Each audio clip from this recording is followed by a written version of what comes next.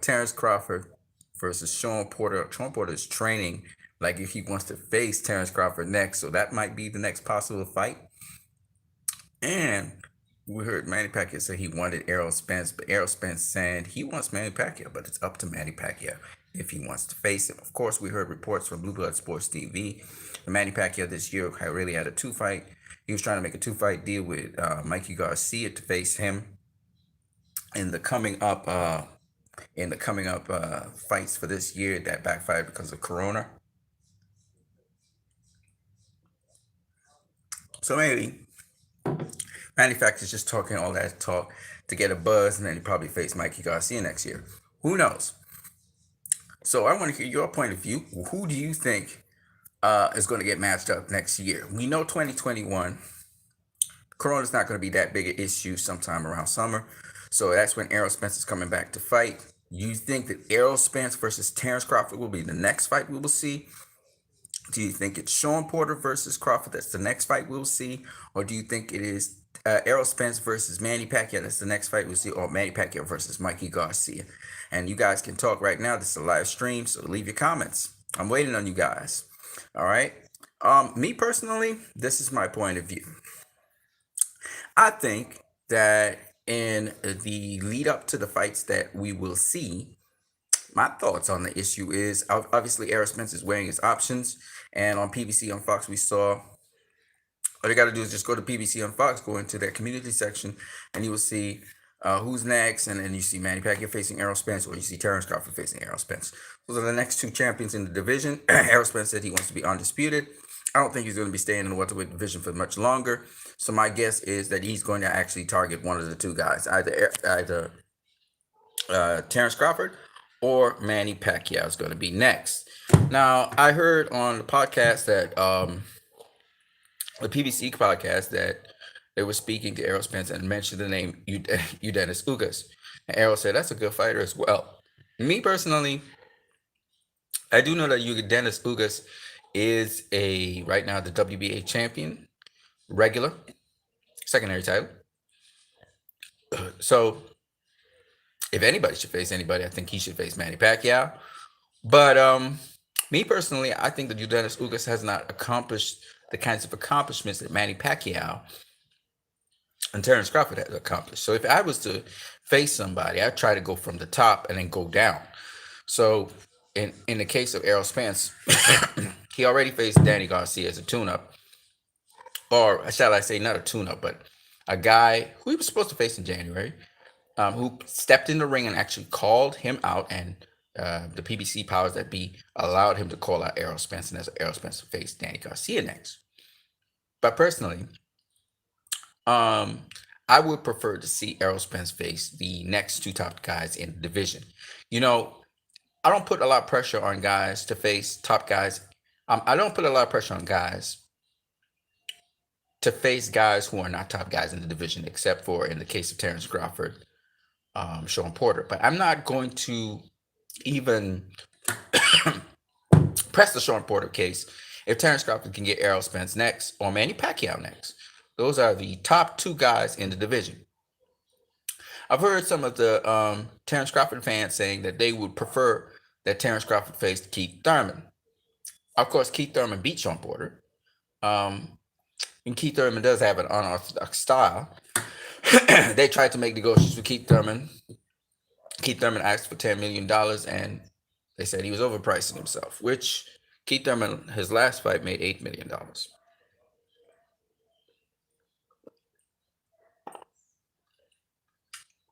Out of all of them, whether it's Spence, whether it's Thurman, or whether it's Porter, none of them, I'm sorry, whether it's Spence or Porter that Terrence Crawford could face next, or Terrence Crawford or Porter or Pacquiao, because Pacquiao never faced himself.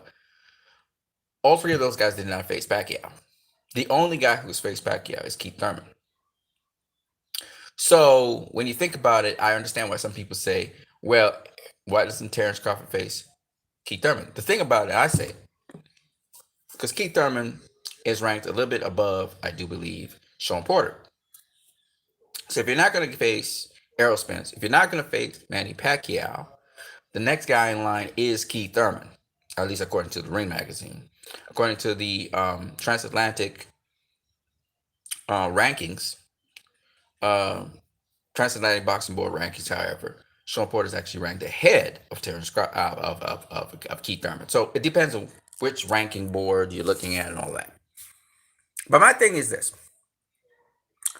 I'm saying the other thing that's an issue with Terrence Crawford versus Sean Porter, why I don't really press it too much, is because Sean Porter actually put himself in a position to become the mandatory for Terrence Crawford. So if he executes his mandatory license according to a guy in Terrence Crawford's camp, then Terrence Crawford has no choice but to face Sean Porter. So if Sean Porter triggers the execution of his mandatory privilege to face Terrence Crawford, then Terrence Crawford has to face him. And from what I see, Sean Porter is training very hard so that he can get that fight with Terrence Crawford. Here's my thing, though.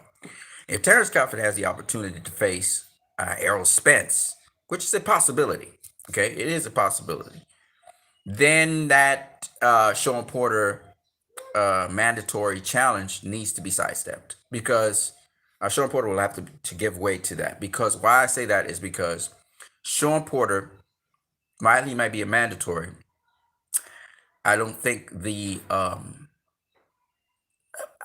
that's a big enough fight like an Errol Spence versus Terrence Crawford. Errol Spence is a cash cow. He's proven it. He's made over 300 pay-per-view buys in his last fight. They're saying it's 250, but it's not 250 or 250 plus. But they're saying it's about 300 pay-per-view buys. So he's the cash cow in all of them. He's the guy that's been doing the most pay-per-view. He's actually had more pay-per-view than Terrence Crawford. He's very successful at his pay-per-view. So obviously, Terrence Crawford versus Errol Spence takes precedence over Sean Porter as a mandatory, in my opinion. Again, express your opinion if you agree. So the thing about it is, I pick, if Errol Spence faced Terrence Crawford next, which is, to me, that would make the most sense in the world, mainly because there are a lot of fans out there who say, oh, Crawford, he was past his prime, and Errol Spence didn't face him in his prime, because Terrence Crawford is 33 years of age, and I believe he would be 34 in September. So it would be in Errol Spence's best interest to face Terrence Crawford next, since he's going to be fighting him in the summer. Now, that doesn't mean that Sean Porter will not face Terrence Crawford next, because what is Terrence Crawford going to do in between that time? Is he going to wait and face Errol Spence in the summer? Errol Spence is not fighting in the spring. Is Terrence Crawford going to fight Sean Porter in the spring? Sean Porter is a very good opponent, and if Sean Porter, triggers his mandatory privilege to Terrence Crawford, then Sean Porter could face Terrence Crawford next. He could be Terrence Crawford's next opponent. Whereas Errol Spence said he's going to be fighting in the summer, which means that Errol Spence will be facing either Terrence Crawford or Manny Pacquiao in the summer. I would think that it's an anticlimactic to face Dennis Ugas. I think after he is beaten, let's say he becomes undisputed, his first defense could be against Dennis Ugas instead. That's how I put it. But I think it's best for him to get through 2021 if he wants to do one more fight in 2022 to say he defended his undisputed title. Because all of the guys I've noticed who have become undisputed in this era, none of them so far, now I'm talking the 4-belt era, none of them so far has defended their undisputed title. And that's a very important point. If you're undisputed and you haven't faced everyone, to show that you really are undisputed and solidify a true champion, what defends his title, right? If you have 4 belts, okay, then it means that the next step, yes, okay, everybody says you're undisputed because you won the 4th belt. But the last thing you need to do is defend your title. And the more you defend your title is the more you solidify how undisputed you really are. And yes, you are the champion, but to show that you are, because you're basically becoming undisputed depending on if you got all 4 belts at once or if you got them one by one, that tells a lot. So I think that undisputed, just to say a guy got all 4 belts, that's cool. But a guy who got each belt one by one, he picked off each belt one by one, says a lot about that person as well. So, but of course, a guy who has accumulated, say, 2 or more belts, the other guy beats his style, shows that, okay, I beat the top guy. So But the point is, anyway, not going into all of that. The point is that if Errol Spence, after he becomes undisputed, defends his title at least once, and then moves up to 154, that says a lot more about him as a champion because there are other guys in the division. So if he can get around to all the guys, and he says he doesn't want to face Keith Thurman, which is that's his prerogative. He doesn't have to face Keith Thurman, as well as if he does face Keith Thurman, that would be icing on the cake because that means he had cleaned out the entire division, like literally cleaned it out. The only guy he probably wouldn't face and probably face him at 154 would be Jerome Ennis, right? But again, if Keith Thurman really wanted that fight, he could go up to 154 and chase down Errol Spence, just like right now. We have Demetrius Andrade, who's moving up to 168, facing Billy Joe Saunders because he's chasing down Canelo. And more power to him. You know what I mean? I'm going to talk a little bit about Canelo because I'm Canelo and this WBC, man. They're doing some stupid stuff, and we need to call it out as fans. So Canelo Alvarez, he's going to be facing Callum Smith. Nothing's wrong with that. Callum Smith's a good fighter. I said he and Benavidez are, I think, two of the weakest of the division in terms of champions. Benavidez is no longer champion. Explains because of his discipline. But even so, the WBC says that they're going to put their vacant title on the line in that fight so that the person will become unified champion. So there's more stakes. Nothing's wrong with that. Okay? Nothing's wrong with that either because that has happened in history several times with several champions in the history. So that's not a problem. Here's my problem.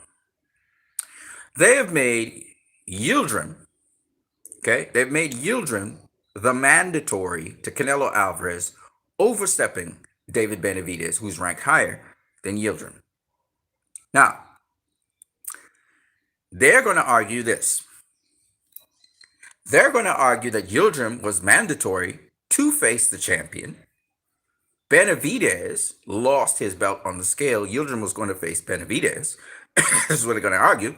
Yildirim needs his chance, right? That's their argument. But here's my problem with that. My problem with that is Yildirim is not the best fighter in the WBC right now at 168. He's not. Benavidez has proven that, and while his indiscipline has lost him the belt on the scales, Benavidez is ranked above Yildirim. Therefore, the guy who should get the first shot at that title is not Yildirim, but Benavidez. I understand the logic behind the WBC. They said the whole point was that the best is supposed to face the best. Isn't that right? So while I do see where they're coming from policy-wise, and Yildirim needs to get his mandatory shot, when you have a guy that's better qualified than Yildirim, and I know we shouldn't reward indiscipline. That was Benavidez's fault that he lost the belt on the scales. But ain't nobody hot and fuzzy to see Canelo versus Yildirim. And to see the WBC hypocritically enforce a mandatory when Canelo is a franchise champion, and they told us that the franchise champion, you cannot enforce a mandatory on him. They have violated every single rule that goes with that, except for this point. The person who wants the mandatory is Canelo Alvarez. Canelo Alvarez wants that mandatory, which is why Canelo wants to face Yildirim. Now, here's my problem with that, once again. And this is where their double standards are. First of all, you're couching it as if Canelo is facing a mandatory, which the only mandatory in that case would be if Callum Smith, for example, were to win and beat Canelo, then because Callum Smith is not a franchise champion, then immediately Yildirim will inherit the mandatory position to Callum Smith. So I can understand there where a mandatory is enforced. But in the case of Canelo, who's a franchise champion, which they forgot, apparently WC forgot this, and this is why this thing is so messy. If he becomes franchise champion, guess what? He has no mandatories. The only thing that will put checks and balances on Canelo is we as fans saying we don't want that fight and we're not paying for it. That's the only way, and we're not going to subscribe to you for it. That's the only way that's going to stop. because the WBC looks like they're bending over backwards to facilitate Canelo. And I find, again, Suleiman just keeps doing more and more sloppy, messy things. And he's just degrading the WBC. And so the people who are berating the WBC right now, and I bring a whole new point. I'm not saying, you notice I bring a whole new point to this equation, right? I'm not saying that the WBC was wrong to offer their vacant title. There's nothing wrong with that. I'm not saying that the WBC shouldn't enforce their mandatories and that people shouldn't get their shots. My thing is, they're inconsistent in what they're saying about a franchise champion. They're inconsistent in talking about how the franchise championship was for the biggest fights possible when they know David Benavidez versus Canelo Alvarez, Mexican versus Mexican, is a huge fight. They're inconsistent in the point that David Benavidez is ranked ahead of Yildirim. Okay? So all of these things are very inconsistent by the WBC. And as a result of that, there is no way or shape or form where I can condone this nonsense again that they're doing. Okay? Again, they seem to be trying to protect Canelo from facing David Benavidez. They're trying to protect Canelo from facing Jamal Charlo. Because when Jamal Charlo was Canelo's mandatory, they made him franchise champion. Now, I'm not saying that Canelo will guarantee beat Callum Smith, because I believe that Callum Smith, by facing John Ryder, he learned that he had a lot of work to do to clean up his inside game. So I'm pretty sure, and all he has to do is watch Jamal Charlo, his last fight against Sergey Derevyanchenko, to get some pointers on what he needs to do to face Canelo. So I'm not saying it's a guarantee that Canelo will beat Callum Smith. Callum Smith should have learned. He had a lot of time to train. He had a lot of time to implement a lot of things in his game. Excuse me. So he should be ready for Canelo, and he should be ready to pull off the upset. Okay? Because all you got to do, Callum Smith, I'm going to give you the blueprint, brother. What you got to do is watch how Jamal, listen. Somebody get this to Callum Smith. I know it's kind of late for you to be training, but watch, at least in your mind, mentally, understand the game plan. What Jamal Charlo did to Derevyanchenko is what you need to do against Canelo. Okay? And he should have worked on his game, because John Ryder was a very good test for him, so that he, even though he didn't pass that test, he technically he lost that fight, but he got the W. The John Ryder fight. Now, the best situation would have been if Callum Smith had rematched John Ryder. This is why I try to explain to people there are levels to boxing. If you don't pass a level, you're supposed to rematch the guy. This is what Floyd did against Jose Luis Castillo. This is what Floyd did against Marcos Maidana. When people don't perceive that you passed the level, you rematch the guy immediately. Anthony Joshua versus Andy Ruiz. This is important for you to grow as a fighter. You don't let your fans encourage you to duck fighters. So in the case of Callum Smith, he should have rematched John Ryder to pass the test. He did not do that. So that's on him. Hopefully he has worked on his inside game. He has worked on kinks in his inside game. David Benavidez, take note. David Benavidez, take note. Work on your inside game. You're not going to beat Canelo if you don't have inside game. And David Benavidez doesn't have it. Jamal Charlo, on the other hand, does have it. And that's why I know he's ready for Canelo. Now back to what I was saying. So in the case of Callum Smith, if he can pull off the upset and beat Canelo, that's a tall order to do, but let's just say he does. Somehow, some way he does, okay? That puts a spoke in everybody's wheel, and the WBC will look like clowns, okay? Because now Callum Smith has to face Yildirim, the guy that Canelo wanted, the guy that is Canelo that came out and requested Yildirim be his mandatory. So now that throws a huge spoke in Canelo's plans, and it also shows him up for trying to face an opponent which he thinks he has an advantage against. And hopefully Callum Smith will take note and avenge his loss to his brother Liam Smith.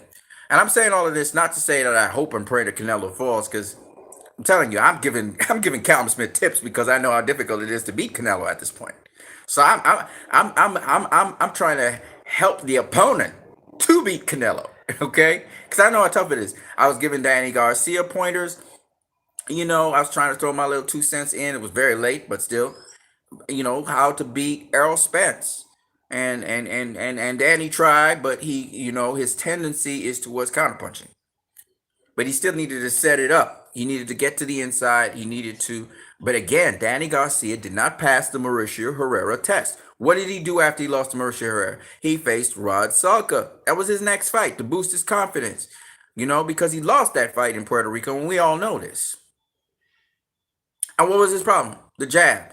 And what came back to haunt him in the southpaw stance? The jab. Okay? So I'm saying all of this, and Keith Thurman jabbed the shit out of him in the latter part of his fight with Danny Garcia.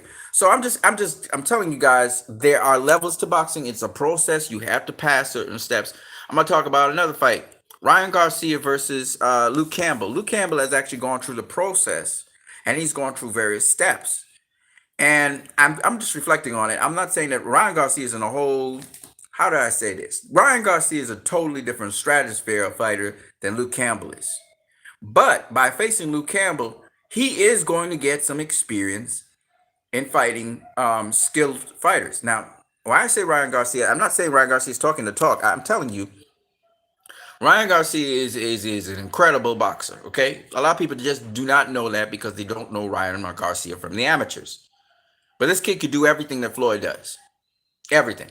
I know it sounds weird for me to say that, but he does it all. Okay, I saw him go. You guys, it's on YouTube. Virgil Ortiz versus Ryan Garcia. Did I say Danny Garcia? I meant Ryan Garcia. Ryan Garcia versus Virgil Ortiz. You'll see, he's just taking that boy to school. Okay, taking that boy. He know how a great amount of power. He sets up his shots, but he take you to school. Okay. Um, a lot of people don't know, and I'm just gonna say this, that a lot of people are talking and joking around about Devin Haney. Devin Haney is a vicious boxer.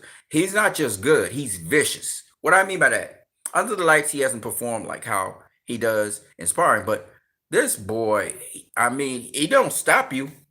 He don't necessarily stop you, but boy, does he tag your ass up, and you can get the accumulation of punishment could take you out of the game.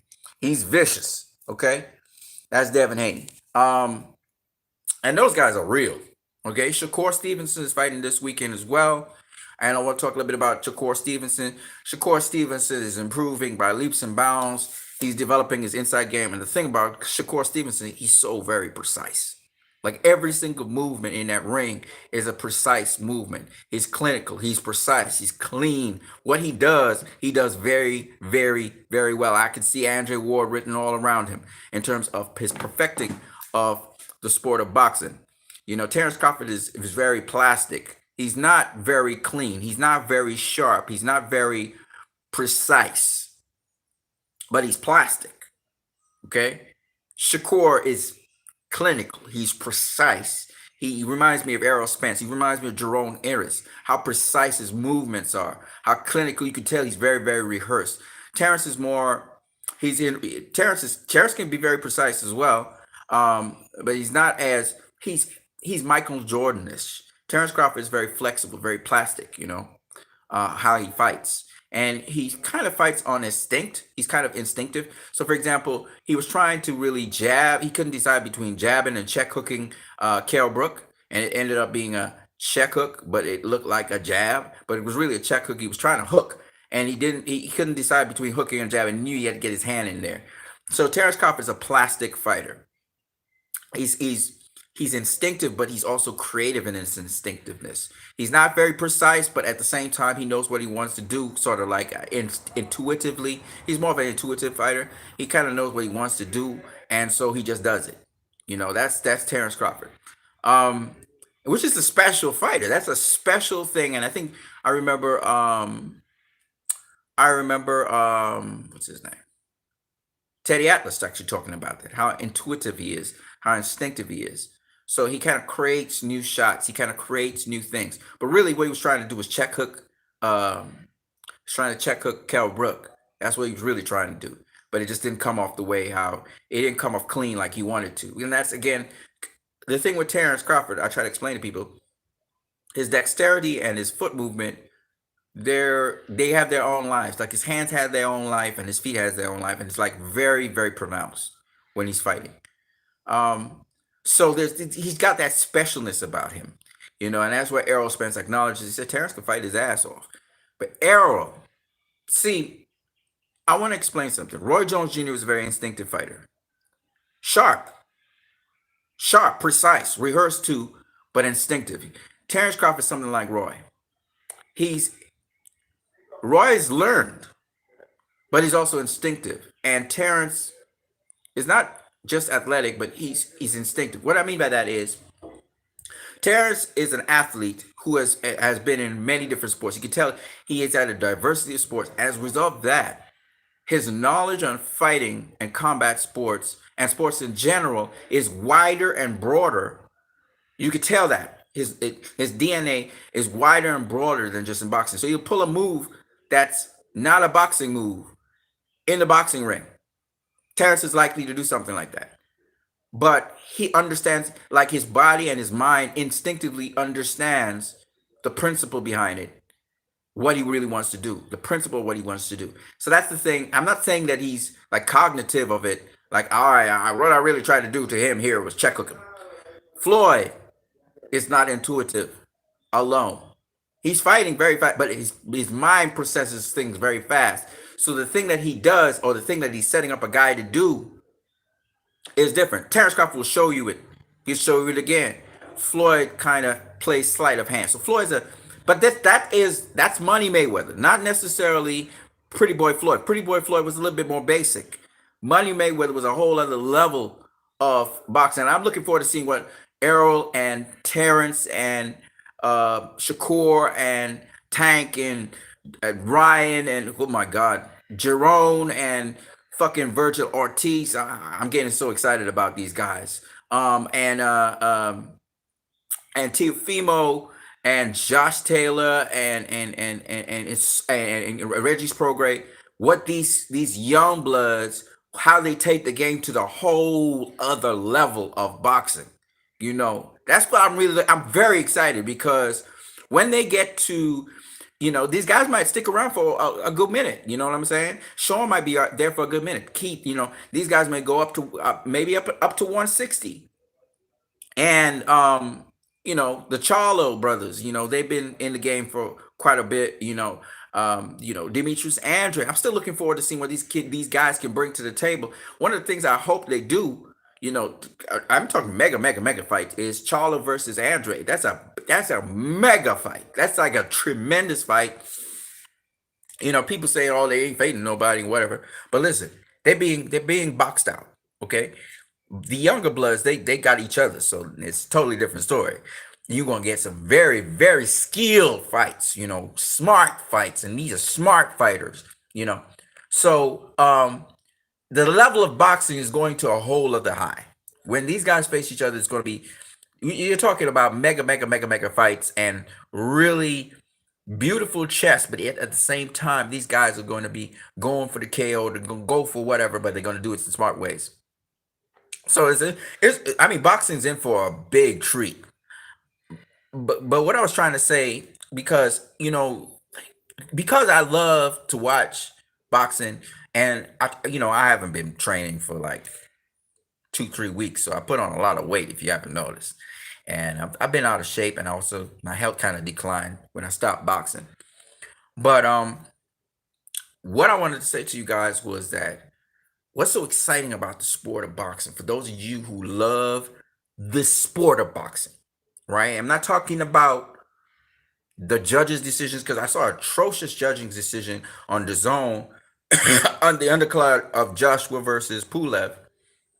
The guy beat the guy every freaking single round. The guy hardly touched him, and they gave the guy that won a draw against the other guy. It was atrocious. It was ridiculous.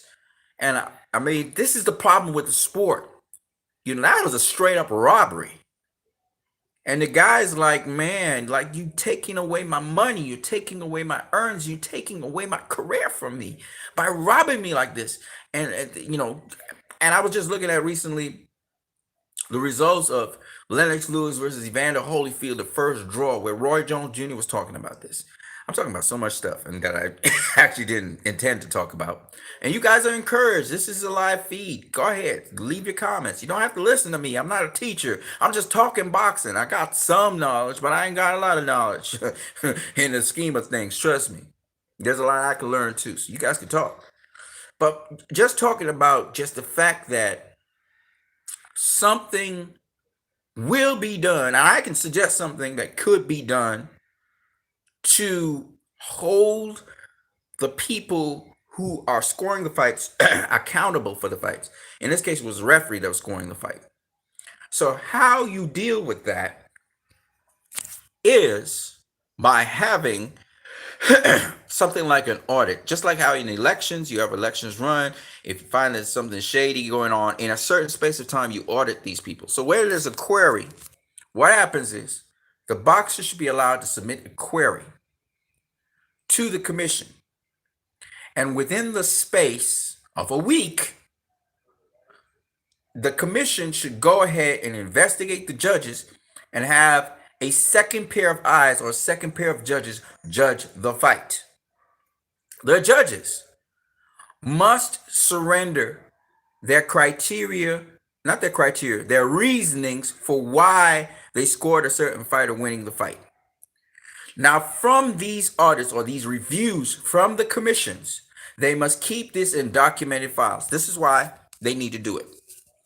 One, and there must be consequences. If a judge is not giving a plausible explanation for how they judge the fight based on the second pair of fighters, a second pair of judges who review the fight, we know it's going to be on tape, but nonetheless they review it, then what they need to do is review that judge and decline their allowance to judge big fights, period. They scale them down because of their credibility, because you want the best judges to judge fights. However, if that judge is given reasonable, credible reasoning why they judge the fight, let's say the fight was close and there was these rounds that were swing rounds, and they judge the fight within that bearing, then they're allowed to continue their credibility in fights. Here's the other thing. The second point is that data that they collect on fights that they have in files, they should have built up that data to watch to see when judges argued along certain lines or where they were. They need to know where the judges were positioned around the ring. And they can always get that on footage and tape, where they were positioned around the ring. Why this is important? Because I do believe sometimes where a judge is positioned on the ring, especially the fact that they are positioned below the fighters, so they're watching up at them, I believe that has a part to play in why sometimes one judge is way off from other two judges because of the position on the ring. But if that judge is within credible reasoning, then that judge can maintain their position in big fights. If not, that judge should be demoted to lower tier fights. Now, for judges that are at the lowest tier of fights, which generally judges don't do, is a referee. But let's say a referee, he judged a low tier fight and he did not get it right. He clearly got it wrong. Then he must be demoted to just referee, and he cannot judge fights. So this is the way to keep people on the ball and keep them having to have what is called a credibility rating. These judges must have credibility rating. At any time these judges, their credibility rating drops, they do not just easily get to go back up the scale and go back to where they were. So by doing that, what commissions will have more strength on is watching to see how credibly. This is the way how we can get some sort of recourse. Now, the other thing is by having a second pair of judges judge a fight, you can compare it to the first set of judges that judge the fight, even though it will be on video. And from that different look of the fight, the commission will either decide through a series of processes whether they will repeal their decision, either call the fight a no contest, or they will reverse their decision and give the fight to the person. It depends on how wide the second set of judges have scored that fight for the person who won. So they either nullify the fight and call it a no contest, or they repeal the decision and reverse the decision. So this is a way for commissions to get the fights right, so that when people protest the fights, one, if you're judging a fight, if you want to lose your position as a premier judge, then judge the fight wrong. Two, is the pressure's put on the judge now to get it right. Two, the second thing is you can collect data so that now you can take steps and measures, noting the position of the judges around the ring. When one judge gets wrong, you look at the position that judge was in the ring and why it is that judge in that particular position of the ring. Because when you set up the ring, it's always going to be, especially in specific locations, the ring is set up a certain way. And when it's set up a certain way in specific locations, you can look at the area in the ring where we get a judge who continuously gets the wrong kind of score. Now, and if it has something to do with area, then what the commissions need to do is elevate the judges so that they are either at eye level or they're above the average people, so that they can get a better view. Okay, the best views for boxing, as we see, is when you're further away from the action. Closer to the action is cool because you get to hear every shot, every thud, but sometimes you miss punches that are thrown because you are blindsided by punches that you cannot see. So I truly believe that is one of the ways to work it. Now, the other thing is fighters. To the fighters, I will suggest to them that you try to get the fight stopped, with your own two hands. If the commissions and the judges that are elected by the commissions are not working in your favor, then you have to try and get stoppages. And there are two ways to get stoppages that I can think of. The first one is you beat the guy so bad that he can't continue. Or two, actually, I said it's three, right? Two, you knock the guy out. Or three, you get the guy out of there on cuts. You look to cut his eye, and that means if you have a good jab, you cut his eye, and work that spot, work the top. So you may not be the hardest puncher in the world, but one of the things you can do is cut a fighter, right? So there's different ways to go about doing it so you can get the ultimate way to judge the fight, which is to take the fight in your own hands and get that guy out of there with your own hands. That may be another solution to the problem. Either way, we cannot have these robberies in boxing. So that's my suggestion. I think it's a decent suggestion, and it's fair to all parties involved. And you don't want to take more than a week. You want it to be 1 week, everything's done. It just calls for a little bit more time, a little bit more resources. The fighters should be able to, or the promoters of the fighters should be able to appeal the decision. And from appealing that decision, especially if everybody in the arena thinks it was atrocious, the decision should be appealed and the commission should take action on it. That's my take on that. Back to what we were saying. So I was talking about the lightweight division, how excited I am about them, the welterweight division. And we were really talking about Terrence Crawford, Manny Pacquiao, Errol Spence. Will any one of those guys clash with any one of those guys? That was pretty much what we were talking about. My thing is, I think Terrence Crawford will face Errol Spence this coming year, 2021. It'll either be at the end of the year when Terrence Crawford's 34, or it'll be in the summer when Terrence Crawford's still 33. My thing is, Terrence Crawford, people, especially people who vie for Terrence Crawford, they're going to say, oh, well, man, he was out of his prime. He was 34 years of age. People like to say that because they generally say that your prime is somewhere between 26 and 33, right? My thing is this, okay? Because they even say that Mayweather, when he faced Miguel Cotto was 32 years of age. Mayweather was 36, I think it was 36. Yeah, it was 36, 2012. No, he was 35. Yeah, he was 35. Okay? So, because 2003 with Canelo, he was 36. Yeah. So, he was 35 when he faced Miguel Cotto, who was 32. Okay, and they wanted to say that Cotto was out of his prime, which makes no sense because Cotto he demolished 3 guys in a row, and the third guy was Margarito, who he got sweet revenge from, which he said is his favorite fight of his entire career.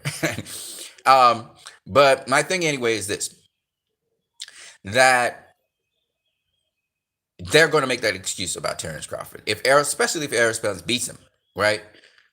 So Errol Spence, in my opinion, he doesn't have to do it, but he should try to get that Crawford fight next. I think it's the best thing that could ever happen for him. Um, that's what I think.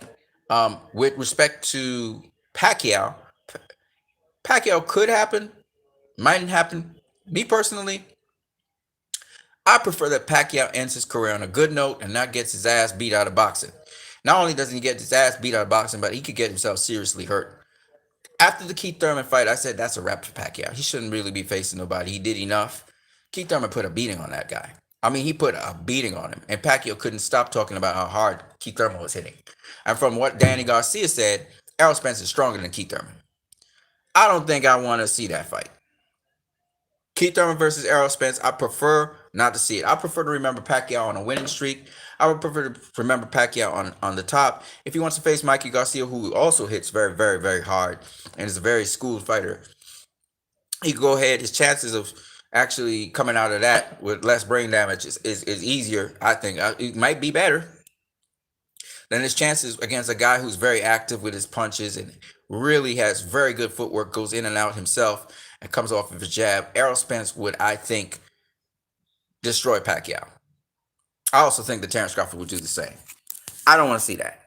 Not only do I not want to see it, but I also think that a 42-year-old, which is what he will be next year, doesn't need that. And Pacquiao would not be doing a smart thing, in my opinion, by facing either of those guys. Those guys you should leave alone. They're the creme de la creme of the generation. And you can take your chances, but I think there's going to be dire consequences to him doing so. I think he's going to have long-term damage, brain damage, because of those fights. Because he already got pretty much long-term brain damage from the Keith Thurman fight.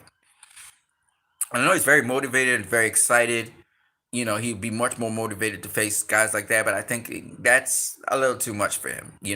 A Danny Garcia fight, that's also a dangerous fight, but Danny Garcia doesn't really move like Errol Spence or like Terrence Crawford. He's not really a guy that moves a lot. Mikey Garcia doesn't move a lot. These guys, they're very precise with their footwork, which makes them extremely dangerous. Don't get me wrong. Danny Garcia and Mikey Garcia are very dangerous counterpunches. But they're both textbook guys, tough textbook guys. So he wants to take his chance against Mikey Garcia, and whether Mikey Garcia beats him or not, it's still something. And they're around about the same size anyway. Terrence Crawford and Errol Spence are much longer than Manny Pacquiao and taller than Manny Pacquiao, and the problem with that is they know how to use their height and length very well. So I would not suggest. I'm going to be very honest. This is not Keith Thurman. Keith Thurman is unorthodox, but Keith Thurman doesn't always respect distance. And the other thing about it, he's not really the greatest inside fighter. Both Terrence Crawford and Errol Spence are very good inside fighters. Very, very good inside. And they do it via, coming off doubling and tripling the jab, coming off the strange angles and all that kind of stuff. So that special effects that both guys bring, Terrence gets hit a lot more than Errol. Point blank, period. Errol does a lot of Floyd-like things in southpaw stance, and I must show you guys what Errol brings to the table, because a lot of you guys don't even understand the level of boxing this guy brings to the table. He brings a lot to the table. And the thing about it is he's aggressive with it. So he does all the things that Floyd does, and he's coming forward at you. He's coming to get you. That's the problem with Errol. So if you wanted to know what Floyd versus Terrence Crawford would look like, Errol's your guy. Our aggressive Floyd against Terrence Crawford, Errol's your guy. And we would see. And Terrence is a special guy too. He brings other things to the table.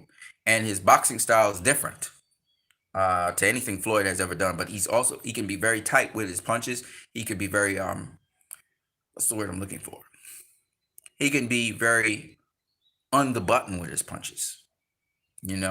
It's not necessarily precision.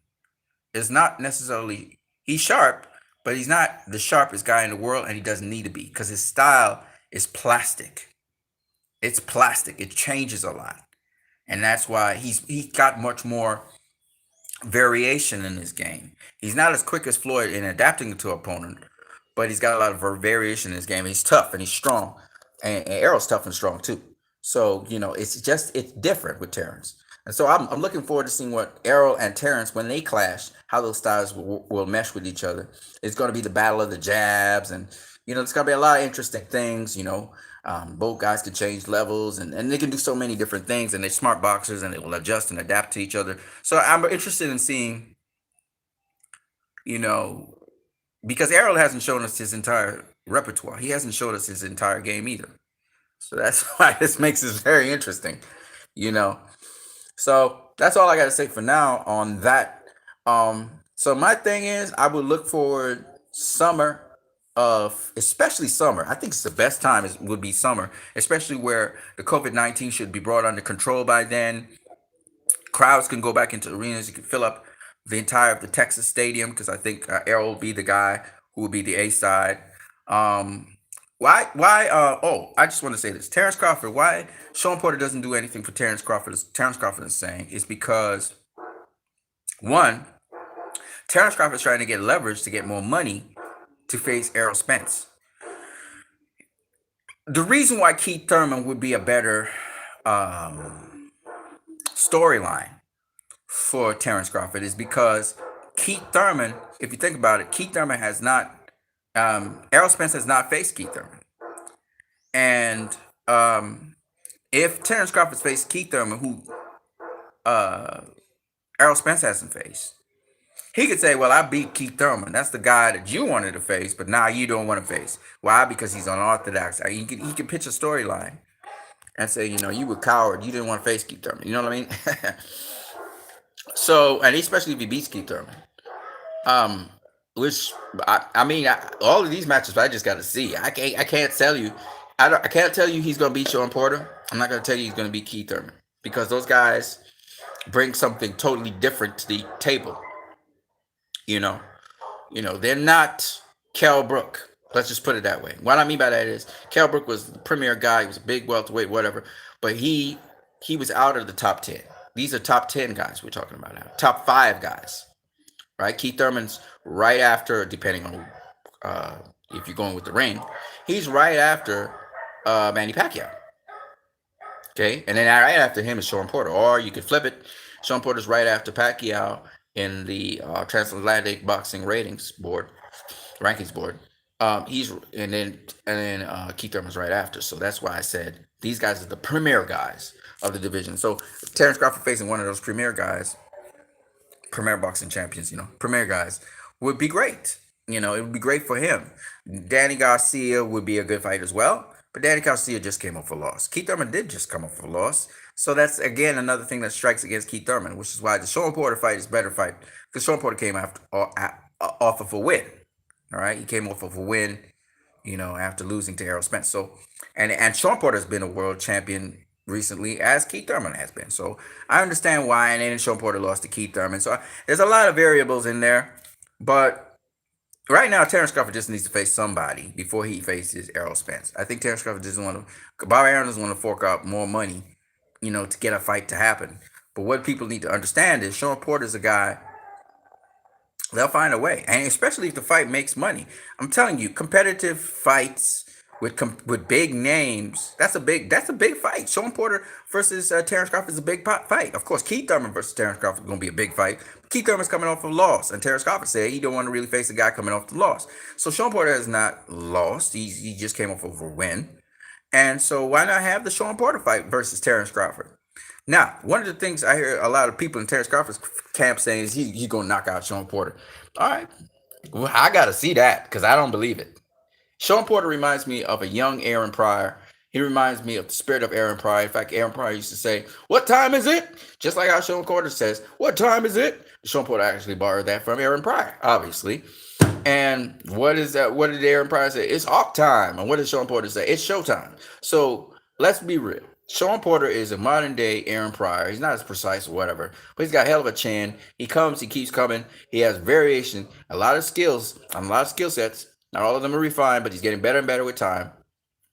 I'm going to say, Terrence Crawford knows that's not an easy fight. So anybody saying, "Oh, Terrence Crawford would knock out Sean Porter," I gotta see that because I don't believe it. That I don't believe, right? And even though I said, I didn't think that. I remember saying I didn't think that Terrence Crawford would knock out Kell Brook. I didn't think that at all, and he did. All right, kudos to him on that one. Um, I didn't think he was going to beat him. I did think he was going to adjust to him. I did think he was going to. Um, I did think he was going to win, right? But in the case of Sean Porter, I'm going to tell y'all categorically, I do not know if Terrence Crawford can beat Sean Porter.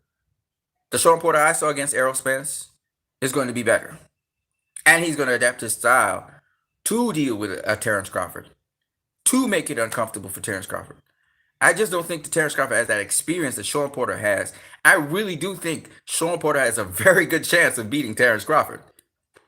I know Sean Porter is physically the bigger guy. He came down in weight. Terrence Crawford is not knocking Sean Porter out. Errol Spence couldn't knock out Sean Porter. Keith Thurman couldn't knock out Sean Porter. This is guys that this guy's tested with. Danny Garcia couldn't knock out Sean Porter. Kell Brook couldn't knock out Sean Porter. Sean Porter was a lot wilder back then, but whatever. These are big welterweights, okay? These are big welterweights. Nobody's knocking out Sean Porter. So that's the first point. Once you get that out of the way, let's talk about what could happen. Terrence Crawford could win that fight by split decision. It's possible, but it's going to be a close fight. Sean Porter's going to make Terrence Crawford work for every inch, and he's going to need the favor of being the A side to pull that fight off. That fight could end up being a draw. That fight could end up being Sean Porter beating Terrence Crawford. I'm telling you that, and I'm telling you it straight. And Sean Porter can take a punch. Terrence Crawford has very good timing, but that's not going to be enough with Sean Porter. It's just not going to be enough. This is a modern day Aaron Pryor. And there's a reason back in the day, a lot of guys didn't want to face Sean Porter, and they were calling him a footballer and all these things. And I throw the joke at him. But there's a reason why Adrian Broner couldn't face him, and all these other smaller guys couldn't face him, and he was beating the smaller guys. Sean Porter is a legitimate, big, strong welterweight. In fact, he's bigger than a welterweight. He's like a 168-pounder ground down into a 147 body. Okay? So if Terrence Crawford puts Sean Porter to sleep, I would be tremendously, horrendously shocked. Okay? I wasn't tremendously shocked that he knocked out Kell Brook, but that would be like an upset to me. Now, that would be something that never. So if he can do that and blow our minds by knocking out Sean Porter, that would be incredible. And Sean Porter is there to get hit sometimes, but I just don't see it. I don't see it happening. I don't think he's not a fighter like Errol Spence. I just don't see it. Sean Porter loves guys that fight on the inside. Sean Porter's physically strong. Unless Terrence Crawford's juicing, and even if he's juicing, Sean Porter's still coming through him. Sean Porter has, physically speaking, Sean Porter is a specimen.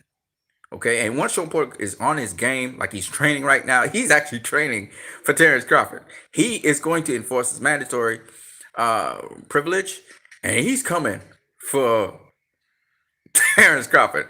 He's coming for him. So this is not an if, but maybe. This fight is almost a definite certainty. And Terrence Crawford's talking like, listen, Sean Porter's already made up his mind, Terrence Crawford. He's coming for you. He's coming for you. So you might as well get ready for this dude, because he's coming. Whether it's official or not, Sean Porter's coming for you. And I can guarantee you, he's going to make you do things you did not do before. You're going to have to pull stops out of the You're going to have to pull out stops you never pulled out before. This is a true test. And Sean Porter is definitely going to test Terrence Crawford to the max. Okay? Guaranteed. All right? That's a guarantee. And no, this fight is not going to be like Sean Porter versus Kell Brook.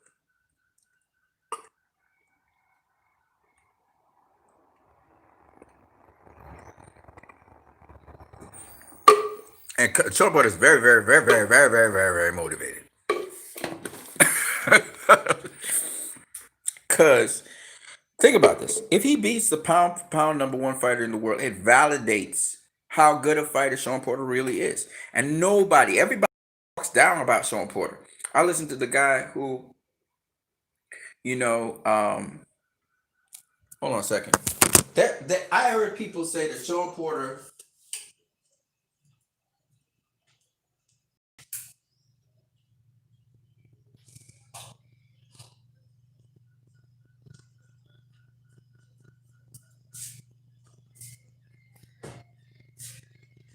Man, you want to get something extra? Yeah. All right. Hey man, you got to get this thing. I'm gonna get it done. I'm gonna get it done. Don't worry, I'm gonna get it done. We did. That's a couple things. But I got another one for you. Don't worry, I'll get it done. Yeah, some people, let's see. Yeah, so some people try to invalidate Sean Porter. Say that he's not. He's a footballer and he's got this rough and rugged style. Listen, man,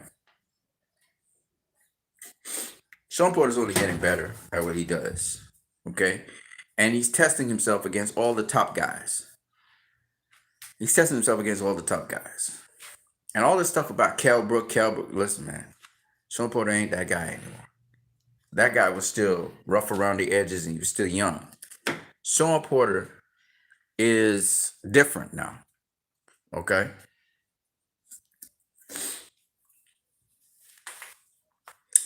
My thing to all the boxing fans out there is that's a good fight. Sean Porter versus Terrence Crawford is going to be a good fight. Terrence Crawford is definitely going to be tested. The question is, can he pass the test? Sean Porter is nobody's gatekeeper. Okay? And you're going to see that. He's gotten, what is he? He's been tested by the very best fighters in the division. And he's been neck and neck with those guys. And I truly believe that Porter actually has a pretty good chance of beating Terrence Crawford. And I don't say that lightly. I'm not trying to count out Terrence Crawford, but he has not been tested in the welterweight division like Porter has been. And he's been trying. And if Porter, here's the thing, and that's the problem. If Porter beats Crawford, guess what? He gets a second shot at Errol Spence with another belt. He gets to rematch Errol Spence with another belt. And we all know, unofficially, I think Porter beats Spence. So in a second fight with Errol Spence said he's going to box him or whatever. Okay, we'll see. We'll see how far you get with that. It's not as easy as it looks with Sean Porter. And Errol's talking about how, he chose to engage Sean Porter and fight him toe to toe. Okay, we'll see. We'll see. That's if Porter beats Crawford. And Crawford needs to understand how serious that is and take it seriously. Because this is not a dude you've ever faced before. And they say, well, Jeff Horn was. I'm like, no. Jeff Horn don't do what Crawford do. What Porter does. Porter changes levels. Porter gives you these very, very unique angles. And that's because he slips punches. He gets to the inside very well. His only thing is he's sloppy on the inside, and he's getting better and better at landing body punches. But Porter's a problem. A serious problem. And they develop game plans to disrupt their opponents and to give them tough fights. And if Porter is going to be facing Crawford, I'm surprised people are counting on Porter like that. You don't do that. This is one guy. I'm going to be honest with you guys and let it known all over YouTube land for all the YouTube boxing channels. That is one guy you take exceptionally seriously. You do not underestimate Porter ever. That's one guy you don't underestimate, okay? And with the hardest hitters, he's been with Adrian Broner. Adrian Broner dropped him in the 12th. He's walked through some of the punches that Adrian Broner had. He's not trying to do that anymore, but He walked through Errol Spence punches. He walked through Keith Thurman's punches. Keith Thurman had him out on his feet, it seemed. And he just buckled, and that was it. He was coming at Keith Thurman. Sean Porter is a problem. I predicted this from a long time ago, actually, when he became IBF champion. I said he's one of the four kings. Well, we got a lot more than four kings up in there. But one person is trying to take the crown. Okay. We've had now, how many champions have we had in the welterweight division during the reign? We had Keith Thurman. Sean Porter was a champion. Danny Garcia was a champion. Kell Brook was a champion. Errol Spence is a champion. Manny Pacquiao is a champion. Manny Pacquiao is the relic in the whole thing. It's just incredible. But I just think that he needs to get a fight that he doesn't get badly damaged in. I don't care if he wins or loses or somebody else gets his belt. But my thing is, I don't want to see him in a fight where he's taking excessive damage. Even if he wins the fight, I don't want to see him in a fight. At this age, brother, after fighting so long, you're going to get yourself in bad trouble later on in your life. Somebody please tell Manny Pacquiao this. This is from somebody from healthcare, okay? You cannot be taking, your body just cannot be taking that punishment all the time. It's going to have long-lasting effects on you. Somebody explain this to Manny Pacquiao. All right, I understand you want to be great and all of that, but there's just certain limits to which the body needs rest. And yes, you've been resting for almost a year, and that's cool, and you're going to still need to clear out the covers or whatever. But and I see that Manny Pacquiao wanted to face Conor McGregor, and it was turned down by the WBA. Listen, brother, your health is your wealth. It's not just about winning fights. And I saw what Pacquiao went through against Thurman, and I'm telling you, man, and that's going to have an impact on his body. So he needs, somebody needs to talk sense into this dude. He needs to tone it down and start winding down his professional career. Brother, you got a huge career in exhibitions. If you want to have exhibition fights and people will come and watch you from all over the world, you can have a huge career in exhibition fights, bro. Mike Tyson just opened the door to a whole new set of possibilities. And you can face Floyd in an exhibition as well. There's a lot of possibilities now for fighters who still can do it. I just recently saw Montel Griffin. Oh my God, 5'7". I looked at him just, shadowboxing. I was like, whoa, this brother's 50 years old. He looked great. I'm not saying that he could maintain it for a very long period of time, but he looked fantastic. And this guy's a 5'7". Listen, Montel Griffin was the 168-pound or the super middleweight champion of the world. He's 5'7". He was fighting guys 6 feet and up. Right? What was he, 70-inch reach?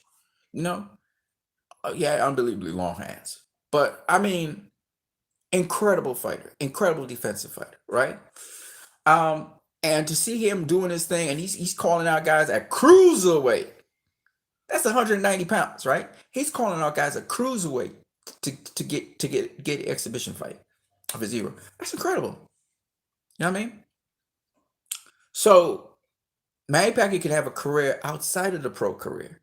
You know what I mean? You can continue, and then in that case, there'll be a lot more safeguards for you, and a lot of other things go on, and you guys can still throw down like you going crazy, and people still pay. They'll pay a lot of money to see Manny Pacquiao in an exhibition. So I'm just saying to Manny Pacquiao, and you can still have your Conor McGregor fight and all that, but for the pro career, brother, it ain't no game. Your body's taking punishment, and that kind of punishment. As much as you're taking all that rest and everything, that kind of punishment will affect you later on. Roberto Duran, he fought till he was 50. Duran's like, what, 60 something now?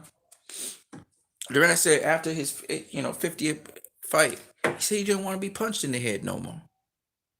Duran said that.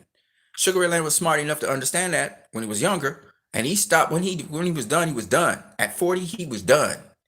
Okay, there is a point in time where you have to stop doing the pro career. If you don't understand that, and you're not going to just defy the odds time and time again, Manny Pacquiao. You're not going to. And I know you love the crowd and love motivating people and stuff, but there's other ways to do it. You have a whole entire career ahead of you. You need to preserve your body and your mind. And stop doing stupid things, bro. Forget Errol Spence. Forget Terrence Crawford, bro. that can end very, very badly.